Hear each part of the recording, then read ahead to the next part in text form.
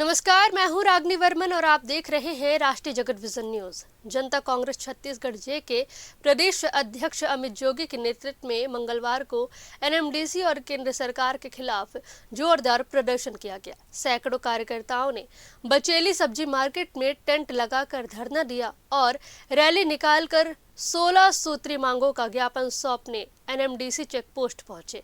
इस दौरान सीआईएसएफ जवानों के साथ धक्का मुक्की हुई, जिसके बाद सुरक्षा बलों ने प्रदर्शनकारियों पर लाठीचार्ज कर दिया। इसमें महिलाओं सहित दर्जनों कार्यकर्ता घायल हो गए और अमित जोगी खुद रैली में मौजूद थे। प्रदर्शनकारियों ने एनएमडीसी पर बस्तर के संसाधनों का शोषण करने, पर्यावरण को नुकसान पहुंचाने और स्थानीय लोगों के हितों की अनदेखी करने का आरोप लगाया। अमित जोगी ने सभा को संबोधित करते हुए कहा कि प्रदेश का सबसे बड़ा 1.5 लाख करोड़ का घोटाला एनएमडीसी से जुड़ा है। उन्होंने याद दिलाया कि उनके पिता एवं पूर्व मुख्यमंत्री अजीत जोगी ने एनएमडीसी को लीज देने की शर्त में बस्तर में स्टील प्लांट स्थापित करने का प्रावधान रखा था, जिसके तहत नगरनार स्टील प्लांट की नींव रखी गई। योजना थी कि बस्तर का लौह अयस्क यहीं खपेगा, लेकिन अब केंद्र सरकार द्वारा निजीकरण किया जा रहा है और अडानी समूह की एंट्री हो गई है।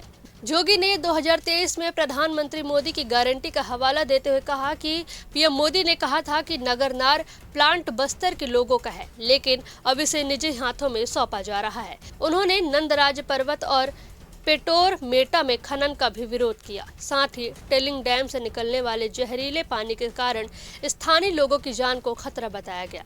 आरोप लगाया गया कि उत्पादन बढ़ाने के बावजूद जहरीले पानी को स्टोर करने की क्षमता नहीं बढ़ाई गई, जिससे टेलिंग डैम टाइम बम बन गया है और 80% पानी जहरीला हो चुका है। वहीं जोगी कांग्रेस की मुख्य मांगे हैं कि एनएमडीसी को खदान चलानी है तो बस्तर में मुख्यालय बनाना होगा, हैदराबाद कार्यालय पर ताला लगेगा, बाहरी लोगों की भर्ती बंद, स्थानीय लोगों को 100% आरक्षण दिया जाए, सैलरी स्लरी पाइपलाइन और टेलिंग डैम के आसपास कब्जा वाले लोगों को घर और 10-10 लाख रुपए मुआवजे दिए जाएं।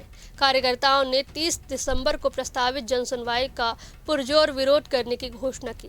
रैली के दौरान ज्ञापन सौंपने वाले कार्यकर्ताओं और सीआईएसएफ के बीच मामूली धक्का मुक्की के बाद लाठीचार्ज शुरू हो गया, जिसमें कई लोग घायल हो गए। पार्टी ने इसे दमनकारी कार्रवाई बताया और आगे संघर्ष जारी रखने की चेतावनी दी है। मैं समझता हूँ कि पूरे भारतवर्ष का जो सबसे बड़ा घोटाला है वो यहाँ बेलाडीला में बस्तर में किया गया है। 1.5 लाख करोड़ रुपये का पूरे भारतवर्ष के इतिहास का सबसे बड़ा घोटाला यहाँ पे हो रहा है। हमारे बस्तर की खनिज संपदा को, यहाँ के नगरनार स्टील प्लांट को, बेलाडीला खदान 4 और 5 को मिट्टियों के मोल मोदी जी अपने दोस्तों को बेच रहे हैं। मोदी जी ने, प्रधानमंत्री जी ने यहाँ बस्तर में नगरनार में आके ये कहा था कि नगरनार स्टील प्लांट जिसे मेरे पिताजी ने स्थापित किया उसका कभी भी निजीकरण नहीं होगा।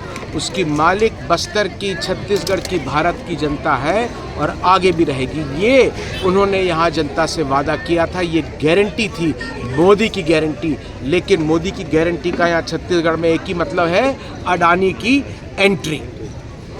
अभी पिछले महीने एनएमडीसी ने प्रस्ताव पारित कर दिया कि 90% वो अपना स्टेक, अपना हिस्सेदारी प्राइवेट कंपनी को बेचने वाली है। यहाँ पर जो टेलिंग डैम है, जिसमें जितना भी वेस्ट प्रोडक्ट है वो स्टोर किया जाता है, जितने की उसकी क्षमता थी उससे 4 गुना ज़्यादा उसमें जहरीला पदार्थ, जहरीला पानी उस डैम में संरक्षित किया जा रहा है। वो डैम टेलिंग डैम नहीं, वो एक टाइम बॉम्ब बन गया है। लोगों को वहाँ विस्थापित किया जा रहा है, उनके पुनर्वास की कोई योजना नहीं बनाई गई है।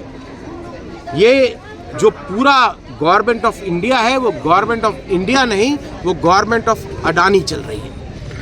जैसा कि किसी भी तरह की स्थापना होती है माइनिंग की या स्लरी पाइपलाइन जैसे किसी प्रोजेक्ट की, तो उसके लिए ग्राम सभा की स्वीकृति आवश्यक होती है।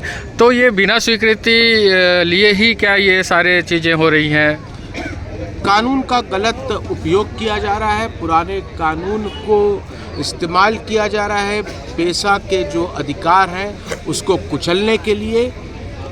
बिना किसी ग्राम सभा के, बिना यहाँ के लोगों को विश्वास में लिए ये पाइपलाइन की अनुमति 3 केंद्रीय मंत्रालयों ने, 3 राज्य सरकारों ने मात्र 1 हफ्ते के भीतर धड़ाधड़ दे दी, बिना किसी प्रक्रिया के।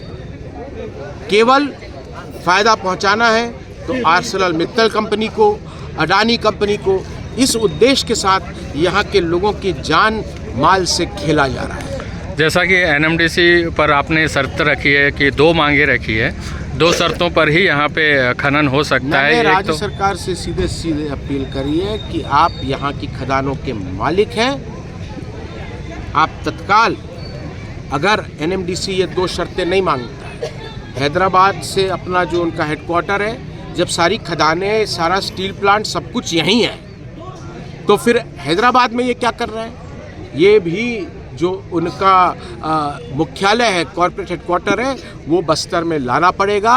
और दूसरी शर्त, यहाँ जितनी भी नौकरियां हैं उसमें स्थानीय लोगों को प्राथमिकता देना पड़ेगी। अगर ये 2 शर्तें नहीं मानते हैं तो फिर एनएमडीसी की जितनी भी खदानें हैं उनकी लीज रद्द कर देनी चाहिए। स्थानीय की परिभाषा को लेकर बड़ी संशय की स्थिति है। स्थानीय किनको आप मानते हैं, किस तरीके के स्थानीय? जो लोग यहाँ पर बसे हुए हैं, जो लोग इस धरती से प्यार करते हैं। क्या छत्तीसगढ़ वासी या? मैं हर एक व्यक्ति को, ये मैं नहीं, हमारे 2 बहुत बड़े महापुरुष रहे, संत रहे हैं। सबसे बड़े तो गुरु घासीदास जी रहे हैं। उन्होंने जो हमको सिखाया है, मन के एक समान, सारे लोग बराबर हैं। और दूसरी बात जो खूबचंद बघेल जी बोल के गए हैं कि हर एक व्यक्ति वो छत्तीसगढ़िया है जो इस धरती से, यहाँ के लोगों से, यहाँ की संस्कृति से प्यार करता है। ऐसे लोगों को मैं छत्तीसगढ़ी मानता हूँ। बता दें कि यह प्रदर्शन बस्तर में एनएमडीसी के बढ़ते खनन और निजीकरण के खिलाफ चल रहे आंदोलन का हिस्सा है। फिलहाल इस खबर में बस इतना ही। देश प्रदेश की खबरों से अपडेटेड रहने के लिए हमारे चैनल को सब्सक्राइब करें और नए खबरों की नोटिफिकेशन के लिए बेल आइकॉन जरूर दबाएं।